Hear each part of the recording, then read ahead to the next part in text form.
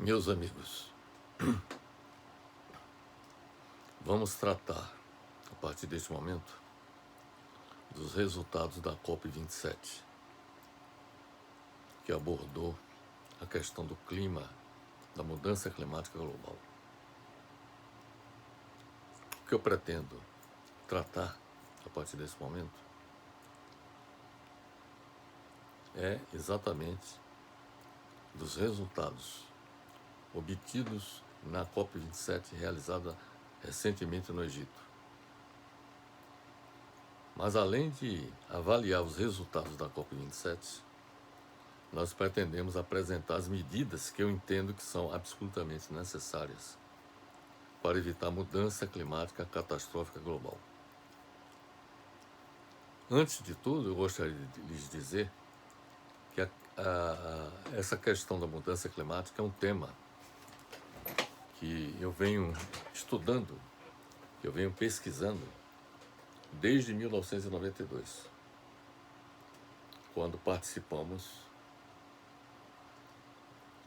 da Rio 92, o primeiro encontro realizado pela ONU para tratar da questão da mudança climática. De 1992 até o presente momento, nós temos acompanhado todas as reuniões promovidas pela ONU para tratar desta questão. E uma constatação que eu chego a partir das análises que temos realizados ao longo do tempo é o de que a humanidade está perdendo a batalha contra as forças que contribuem para a mudança climática catastrófica que poderá ocorrer ainda neste século XXI. Sobre as negociações climáticas da ONU, na COP27, no Egito, eu tenho a lhes dizer que essas negociações abordaram sintomas da crise climática, mas pouco fizeram para neutralizar ou eliminar suas causas. Então esta é a primeira ênfase que eu gostaria de dar para a nossa análise a respeito da questão da mudança climática e da COP27.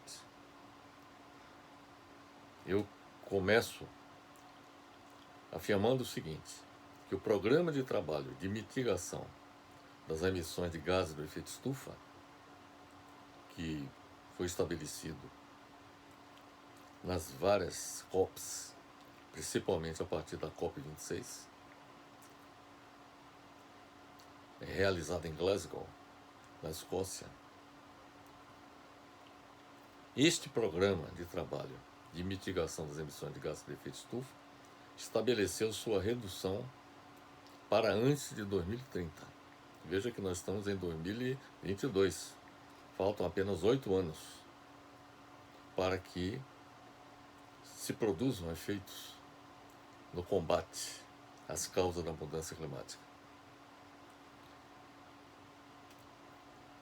Uma das questões que vem sendo tratadas nas diversas COPs, sobretudo as últimas que foram realizadas, é sobre as perdas e danos causadas pelo impacto da crise climática sobre vários países do mundo, que estão ameaçados de desaparecer, sobretudo os países que se localizam em ilhas do Pacífico, em que a elevação do nível dos mares resultante do aquecimento global estaria já fazendo com que muitos desses países já perdessem parte significativa de seus territórios, pelo avanço do mar sobre o território desses países. São os países insulares, sobretudo aqueles que estão localizados no Pacífico, no Oceano Pacífico. Então, sobre as perdas e danos causados pelo impacto da crise climática, foram feitos mais progressos, é até paradoxal, do que muitos acreditavam ser possível. Que havia, na COP27, a dúvida se haveria avanços nessa área. Mas houve progresso, com compromisso assumido por todos os países de criar uma estrutura de apoio financeiro até a COP28 de 2023. Sobretudo para fazer frente à questão das perdas e danos nesses países que já foram afetados pela mudança climática. Então, houve o compromisso de, na COP28, na próxima COP, a ser realizada em 2023, de criar uma estrutura de apoio financeiro, já que os custos do clima extremo subiram para mais de 200 bilhões de dólares anuais. A estimativa anterior era de 100 bilhões. Dobrou, porque os danos, as perdas e danos aumentaram significativamente na COP26, quando se estabeleceu 100 bilhões de dólares para financiar, quer dizer, o combate à mudança climática. Aqueles 100 bilhões de dólares são insuficientes.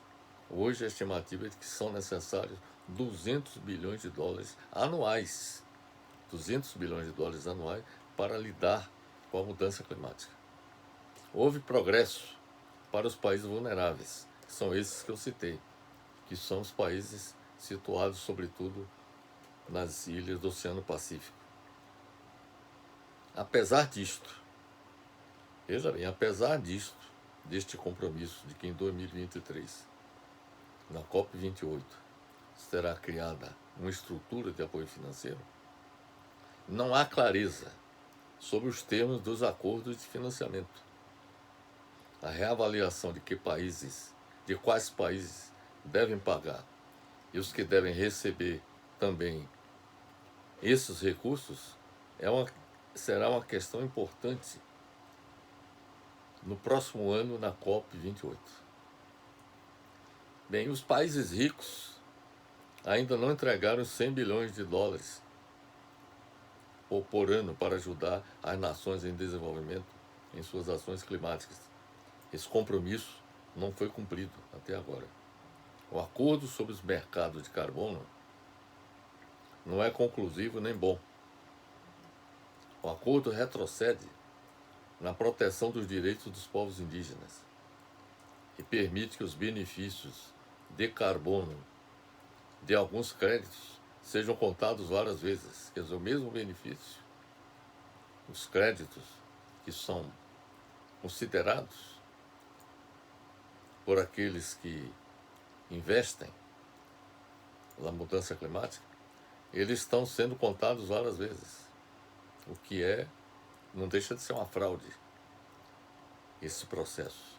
O trabalho contínuo no próximo ano, na COP28, terá como pano de fundo o ceticismo crescente em torno das compensações de carbono de má qualidade e a necessidade de uma regulamentação mais rigorosa.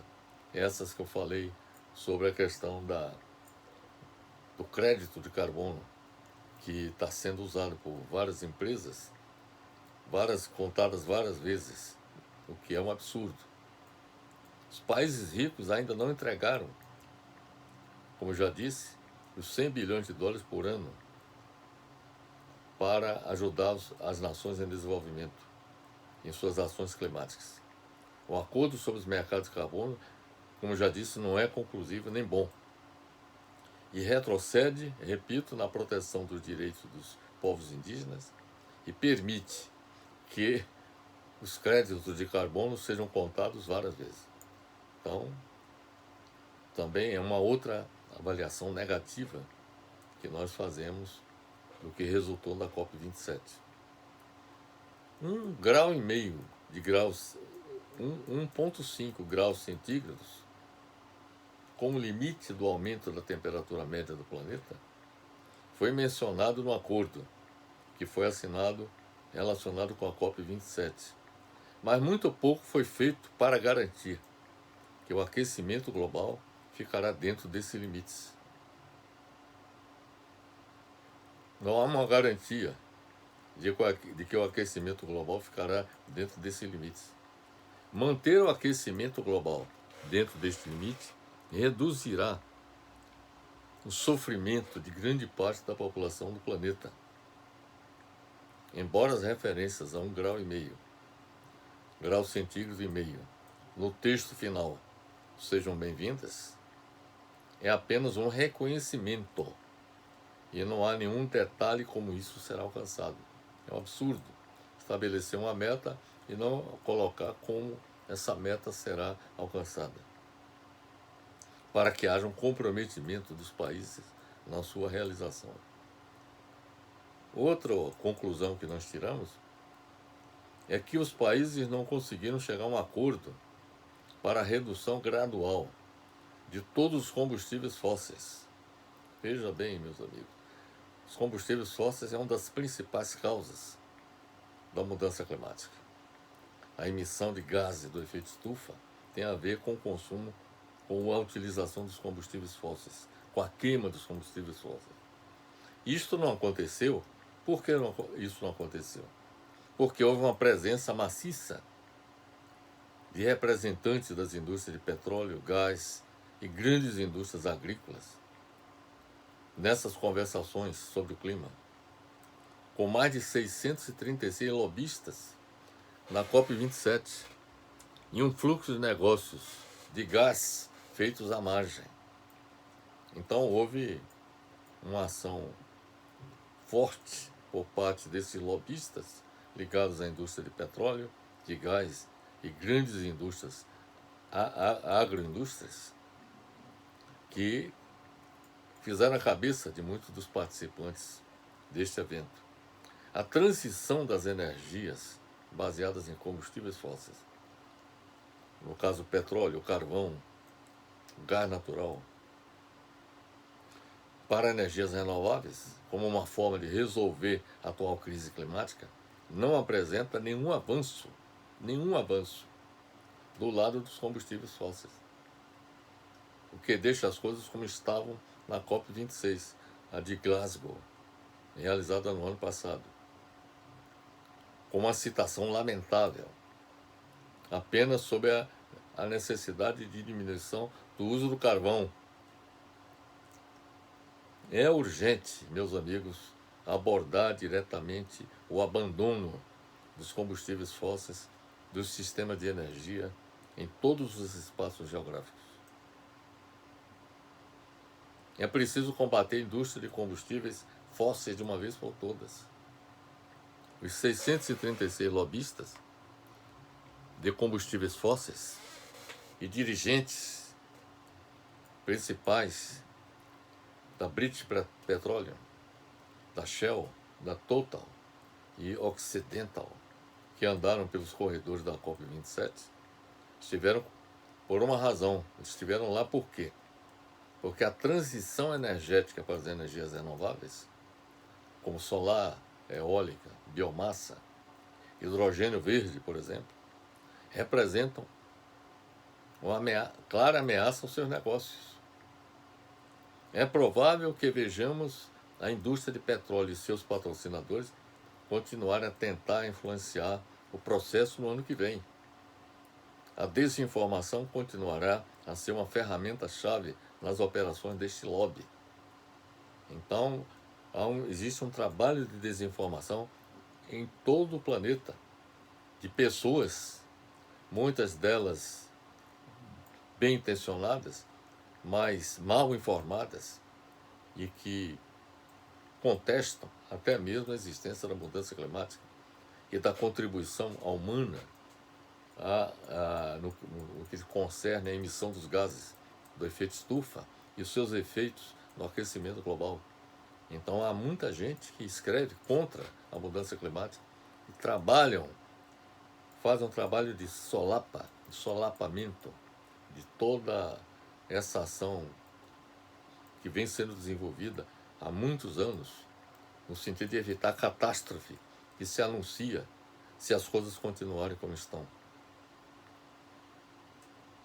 Então, repito, é preciso combater a indústria de combustíveis fósseis de uma vez por todas. Um dos temas apontados como centrais para a COP27 foi a crise de alimentos, resultante do aquecimento global. E isso afeta a produção agropecuária em todo o planeta. Mas a ação sobre este tema e sobre a natureza ficará à margem do texto. A FAO, que é o organismo que trata da questão dos alimentos no mundo, anunciou que iria produzir um roteiro e estabelecer marcos na COP28, sobre como o sistema alimentar pode ser compatível com o Acordo de Paris, que foi a COP21, realizada em Paris. E o surpreendente é que não existe nenhuma análise por parte da FAO, né, no sentido de fazer com que a produção de alimentos esteja aderente, esteja compatível, atenda os requisitos estabelecidos pelo Acordo de Paris. Não houve exigência de que os países, essa é uma outra constatação, é de que não houve exigência de que os países participantes da COP27 endureçam seus planos climáticos. A COP27 deixou claro o enorme desafio que o mundo tem que escalar, tem que enfrentar para evitar a mudança climática catastrófica global. Há uma compreensão mais nítida do que precisa acontecer nos anos futuros. Hoje há uma compreensão nítida sobre isso. E os líderes mundiais precisarão aproveitar ao máximo os novos desenvolvimentos geopolíticos positivos, incluindo o retorno no Brasil ao debate climático de alto nível e a aproximação climática dos Estados Unidos e da China. Então, e, sobretudo, a volta dos Estados Unidos como participante ativo das conferências sobre o clima organizadas pelas Nações Unidas. Porque durante o governo Trump houve um hiato. Os Estados Unidos deixaram de participar desses eventos e, além disso, não assinou o Acordo de Paris, o Acordo do Clima de Paris, realizado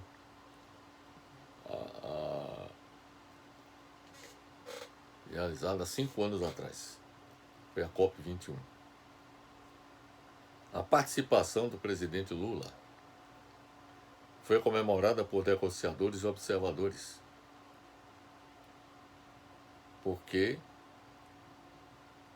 a presença do governo Bolsonaro representou uma catástrofe do ponto de vista da contribuição do Brasil no combate à mudança climática, diante da liberação que houve do desmatamento desenfreado da Amazônia. Então, após a eleição do presidente Lula e a presença dele na COP27 foi comemorada, porque ele prometeu muitas ações para proteger os biomas brasileiros, sobretudo a Amazônia, o que pode dar nova vida aos temas referentes à natureza e à produção de alimentos, e que não foram nada bem nas negociações desta COP27. Nem a defesa da natureza e a produção de alimentos. Percebe-se, meus amigos, que apesar dos esforços desenvolvidos com a COP27 e as COPs anteriores, para evitar o agravamento da mudança climática global, os resultados obtidos até o momento demonstram que os esforços têm sido insuficientes para o alcance dos objetivos, haja vista que cada um dos últimos 8 anos foi mais quente em todo o planeta do que todos os registros conhecidos até agora, de acordo com um relatório da Organização Meteorológica Mundial.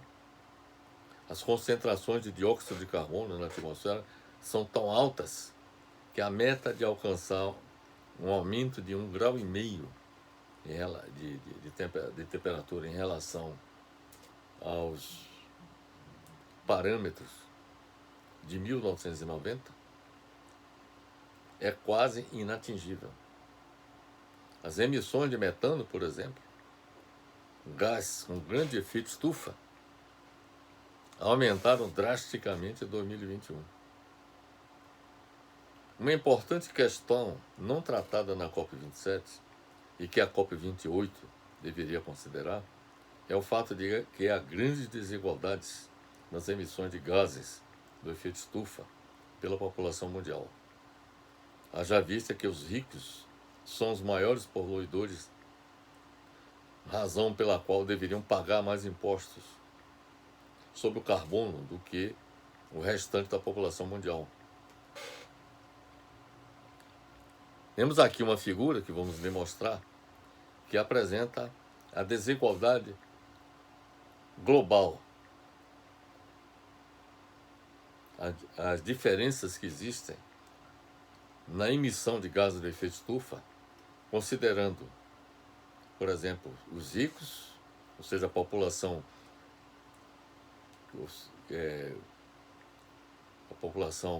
constituída por pessoas ricas, a classe média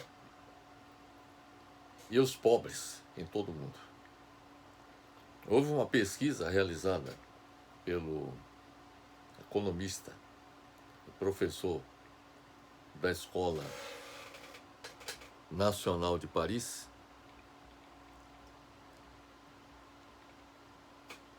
ou melhor, da Escola de Economia de Paris, Thomas Piketty. Ele e sua equipe realizaram um trabalho extraordinário para determinar as desigualdades de renda, de riqueza, a desigualdade de gênero, inclusive sobre esse tema nós tratamos nos vídeos anteriores, e também ele mostrou que há desigualdades também no que diz respeito à emissão de gases de efeito estufa. E o que ele constatou é que os ricos, que constituem 10% da população mundial, emitem 65% dos gases de efeito estufa, enquanto os pobres, que corresponde a 50% da população mundial, ele é responsável por 12% da emissão de gases de efeito estufa.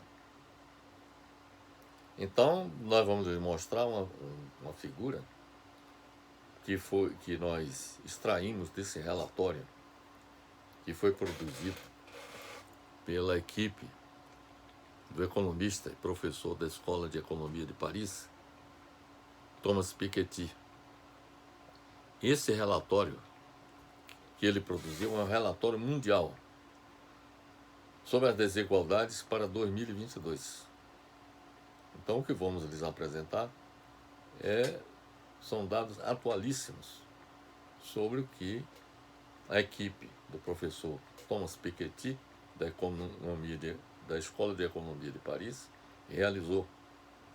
E esses dados apresentados pelo economista Thomas Piketty traduzem essa desigualdade. Aqui nós temos, por exemplo, aqui nessa figura que vamos lhes mostrar, que, por exemplo, os pobres, que correspondem a 50% da população mundial, são responsáveis por 12% das emissões de gases de efeito estufa. Todo mundo. A classe média, que corresponde a 40% da população mundial, é responsável por 40% da emissão de gases de efeito estufa. E já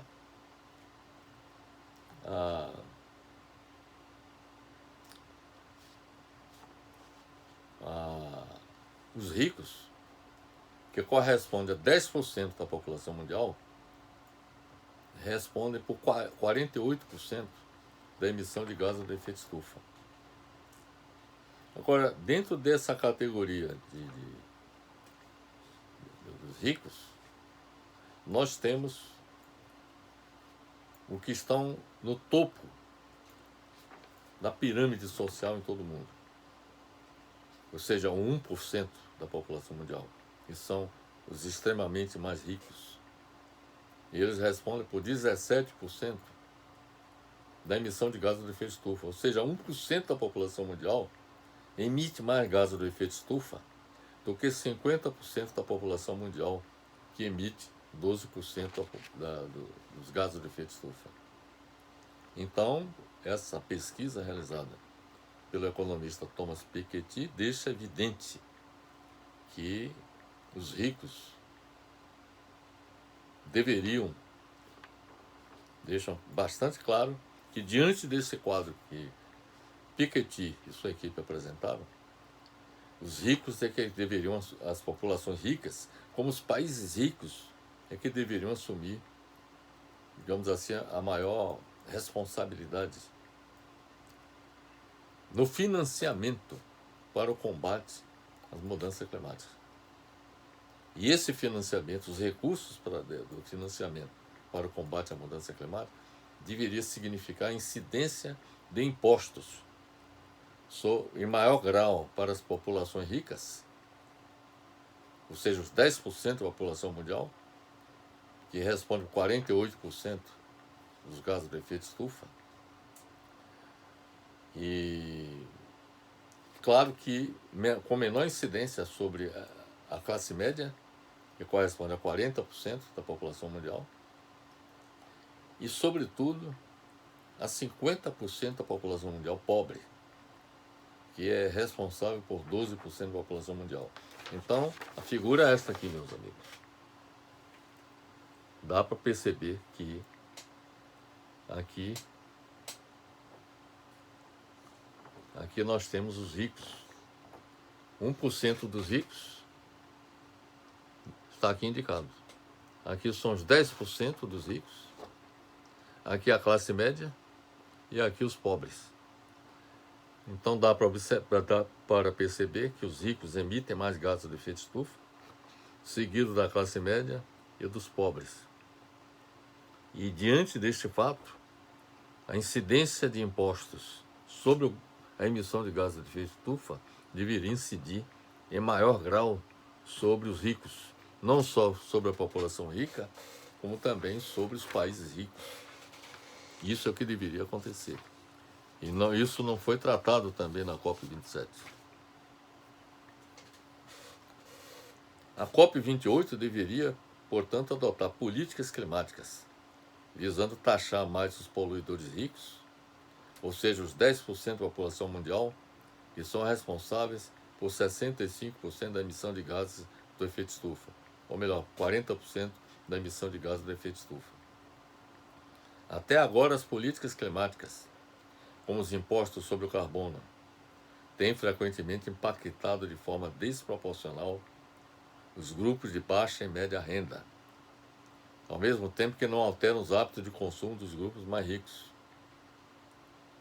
No mundo, em média, os seres humanos emitem 6,6 toneladas de dióxido de carbono, ou seja, o CO2 per capita, ou seja, por pessoa.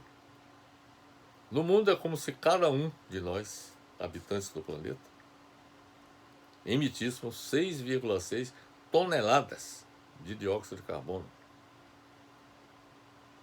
por ano.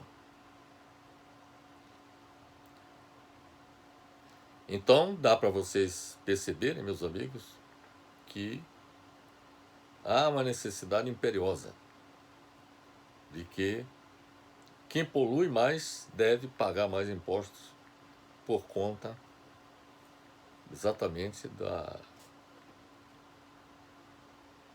sua maior contribuição ao aquecimento global e à mudança climática que poderá ser catastrófica se nada for realizado para evitar essa ocorrência. Portanto, os ricos deveriam pagar muito mais impostos sobre o carbono do que os pobres e a classe média. Temos uma outra figura que apresenta a emissão de gases do efeito estufa per capita por região do mundo. E aqui nós vamos mostrar quais são as regiões do planeta que são mais responsáveis pela emissão de gases do efeito estufa.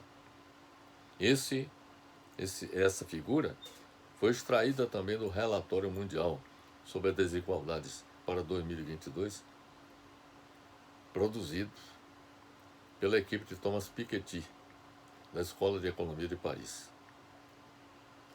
E deste gráfico dá para vocês perceberem que a América do Norte, a Europa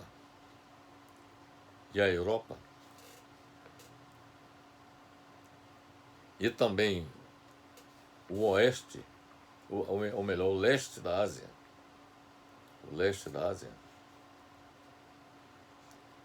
são as regiões do planeta que mais emitem gases do efeito estufa. Por exemplo, a América do Norte, que aí inclui o Canadá, o México e os Estados Unidos, sobretudo os Estados Unidos, que é o maior, hoje, aliás, é o segundo maior emissor de gases do efeito estufa. A China assumiu o primeiro lugar. Então, por exemplo, a América do Norte emitiu 73 toneladas de dióxido de carbono por pessoa por ano, 73 toneladas. 73 toneladas por pessoa, isso em toda a América do Norte, ou seja, Estados Unidos, Canadá e México. A Europa, toda a Europa emitiu 29,2 toneladas de dióxido de carbono. Vamos dizer 30 toneladas de dióxido de carbono. Isso os mais ricos. Veja bem, aqui eu estou falando os 10% mais ricos residentes na América do Norte emitiram 73 toneladas per capita. Na Europa, os 10% mais ricos emitiram 29,2 toneladas de dióxido de carbono per capita por ano. Isso com dados de 2019. O leste da Ásia, no leste da Ásia se encontra a China, os mais ricos residentes nessa região são responsáveis por 38,9 toneladas de dióxido de carbono per capita por ano, emitidos pelos ricos dessa região. A classe média dessas regiões também apresentaram valores elevados, tanto na América do Norte, na Europa, como também no leste da Ásia. Entretanto, os países que se encontram no sul e no sudeste da Ásia, aqui no caso a China não faz parte desse grupo, respondem por 10,6 toneladas de dióxido de carbono emitido pelos ricos residentes nessa região do planeta. Então, nesse gráfico, por exemplo, aqui o que está em azul representa a emissão das populações ricas existentes nessas regiões. Em verde é a classe média. E em vermelho são os pobres desta região. Então dá para perceber que os ricos, não só as regiões mais ricas, são responsáveis pela emissão dos gases do efeito estufa, são maiores responsáveis, como também as populações ricas residentes nessas regiões. Então esse gráfico é bastante ilustrativo, e aqui está. O que está em azul representa as populações ricas. Aqui é a América do Norte, aqui a Europa, e aqui o leste da Ásia. Aqui nós temos o sul e o sudeste da Ásia. Uma falha que eu acho desse gráfico é não ter colocado também A América do Sul, por exemplo, a indicação da América do Sul não está presente nesse gráfico. Mas provavelmente a emissão de gases de efeito estufa na América do Sul deve apresentar valores bem menores do que qualquer uma dessas regiões do planeta. Meus amigos, o que está em azul, como eu disse, é a emissão de gases pelas populações ricas residentes em cada uma dessas regiões. Em verde é a classe média e em vermelho são os pobres dessas regiões. Então dá para perceber claramente que não só as populações ricas de cada região do planeta, como os países ricos, são os maiores responsáveis pela emissão de gases de efeito estufa. Bem, o que se pode constatar nessa figura que nós lhe mostramos é que a população mais rica, 10% da população total de cada região, responde pelas maiores emissões de gases de efeito estufa em todas as regiões do planeta. Seguida pela classe média, que é 40% da população total de cada região, e dos pobres, os 50% da população total de cada região. Em cada região do planeta, o país, deveria haver aplicação de impostos sobre o carbono. Isso deveria ser uma política a ser adotada na COP28. Essa política não existe ainda. É preciso que sejam implementadas políticas que contemplem a aplicação de impostos sobre a emissão de gases de efeito estufa, proporcionais à contribuição de cada grupo populacional, ou seja, ricos, classe média e pobres, à emissão de gases de efeito estufa. Os impostos sobre o carbono, esses impostos a serem aplicados, que deveriam ser considerados na COP28, deveriam ser utilizados no financiamento das políticas de mitigação dos gases de efeito estufa. Esta política deveria ser adotada pela COP28, meus amigos. Essa é a minha opinião. Estamos, portanto, diante de um momento crítico na história da Terra e da humanidade. Numa época em que é preciso escolher o melhor caminho a ser seguido rumo ao futuro. À medida que o mundo se torna cada vez mais interdependente e também frágil, a humanidade enfrenta, ao mesmo tempo, grandes perigos em relação ao seu futuro. Devemos reconhecer que, no meio de uma magnífica diversidade de culturas e modos de vida que nós temos em nosso planeta, somos uma família humana e uma comunidade terrestre com destino comum. Esta é uma constatação que todos nós deveríamos chegar e considerar. Devemos unir forças para criar uma sociedade global sustentável, baseada no respeito pela natureza, nos direitos humanos universais, na justiça econômica e na cultura da paz, para evitar a mudança climática catastrófica global. Esta é a constatação que eu chego a partir de tudo que eu já pude vivenciar nesses 83 anos de vida que eu tenho. Para chegar a este propósito, é um imperativo de que todos nós, os povos da Terra, declaremos nossa responsabilidade para com cada um e para com todos, visando a continuidade da vida no planeta e das futuras gerações. É este compromisso que todos nós deveríamos assumir e deveríamos trabalhar para que isso aconteça. A verdadeira solução dos problemas relacionados com a mudança climática, meus amigos, só acontecerá quando houver profunda transformação da sociedade atual. A insustentabilidade do modelo atual de desenvolvimento capitalista é evidente. Isso se constata em todos os espaços geográficos do nosso planeta. A insustentabilidade desse modelo de desenvolvimento capitalista é evidente, uma vez que tem sido extremamente destrutiva das condições de vida no planeta. Diante disto, é imperativo substituir o atual modelo econômico dominante em todo o mundo por outro que leve em conta o homem integrado ao meio ambiente, com a natureza, ou seja, o modelo de desenvolvimento sustentável. Isto precisa ser considerado na próxima COP28.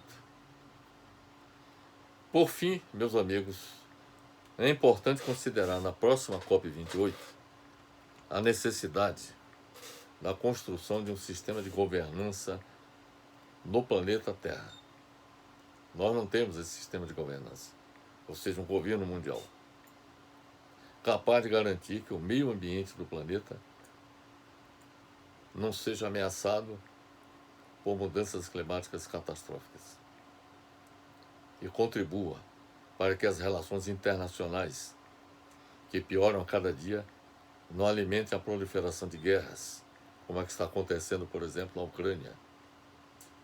Sem a existência de um sistema de governança no planeta, esta é uma constatação que eu faço, sem um sistema de governança no planeta Terra que assegure a defesa do meio ambiente e a paz mundial, a humanidade não reverterá a mudança climática, que tende a ser irreversível e catastrófica.